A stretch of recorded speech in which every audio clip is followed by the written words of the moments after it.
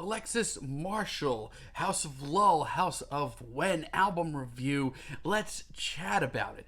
Hey guys, what's going on? John here from What's Spinning, here tonight to chat about the debut album of legendary Daughters frontman Alexis Marshall. Now, if you are familiar at all with the music of Daughters, you'll know that their style and genre that they're even in has changed sporadically very often throughout the years, and the one thing that's really always drawn me back to them time and time again has been Alexis Marshall. Whether it be the mathcore of Canada songs, or the post-hardcore nods to Hell songs, and their incredibly noisy and ridiculous self-titled album. God, that album goes so hard. And by the time that You Won't Get What You Want came around, don't even get me started on the sound of this album. Daughters sounded like an entirely different band.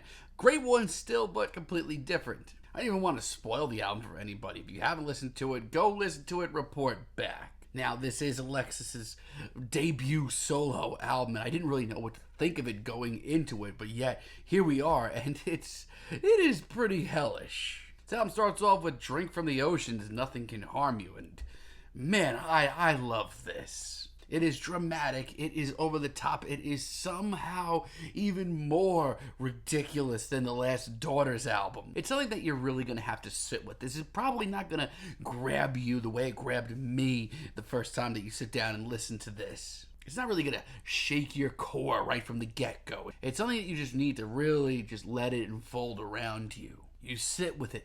You listen to it until hell takes over, which, yeah, it does. And it is completely intense between Alexis's screeched vocals and the doom-inducing electronics and the dramatic pianos and the noisy production. This is wild. It's not going to be for everyone, but personally, I live for this. Hounds in the Abyss, on the other hand, I've loved since day one. I mean, of all the tracks here, I would argue this is the most straightforward, kind of. It's much more alarming right off the bat. It's very to the point for this album, believe it or not. I love how Alexis just constantly screams out, just sounds like he's surrounded by people that could very easily hurt him. He sounds tortured, he sounds exhausted.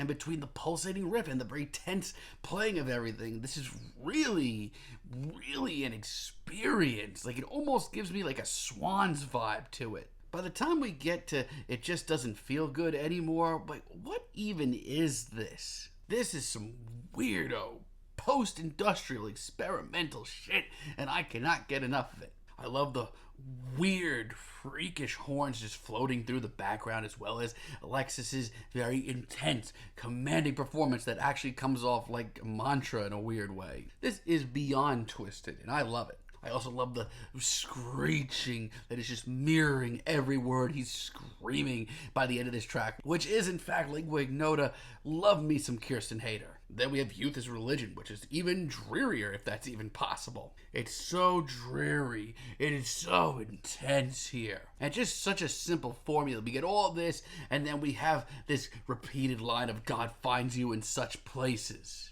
But like, nothing ever seems okay in this track, and I mean that in the most intense way. The noisy production just continuously sounds so warped. This is one of the most hellish things I've heard all year. Give Alexis Marshall credit, even without the guys from Daughters backing him up, he still has such a presence to him, and I can't say I'm too shocked. Now, I will say this. This is his first solo venture, and I feel like he could clean up his act a little bit. Religion as Leader doesn't really hit me nearly as hard as its predecessor and sister track. It's not as well performed all around. I mean, that first track was just such a desolate wasteland of an instrumental. Quite frankly, though, this is some of his least captivating vocals of the entire album. There is a massive disconnect here, and I don't know why. Now, I wouldn't say it's the worst track here, because Lingua Ignota does show up again towards the end of this track, and her contributions are actually pretty awesome, but still, this is a letdown for me. And personally, No Truth in the Body, I think it's the worst track here.